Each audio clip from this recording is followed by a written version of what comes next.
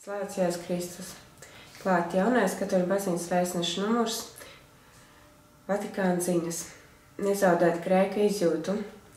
Slavēšanas lūgšana mūs dara auglīgus. Konsekrētā dzīve ir tikšanās ar Kristu. Baznīca pasaulē. Šemnef anglikāņu baznīcas sirdī.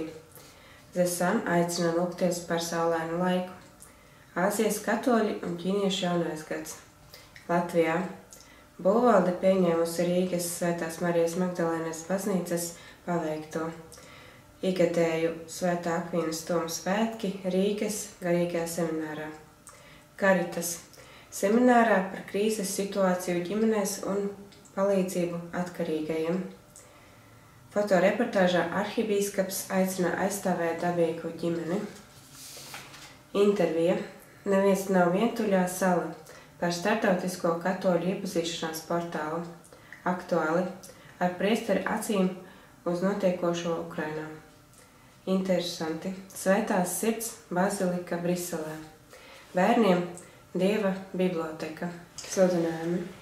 Aicināt piektīties uz dežūrām Rīgas Jēkaba katedrāles dienekts adorācijas kapelā. Rekolekcijas kristīgiem skolotājiem un katehētiem. Bētlemes Žēlsirdības mājas uzticības tālrunis 67 21 44 37. 22. februārī konference Kā būt labam vīram un tēvam. 11. februārī svētā mise par slimniekiem un atkarībā nonākušajiem. Pagaidām līdz nākamajam numuram.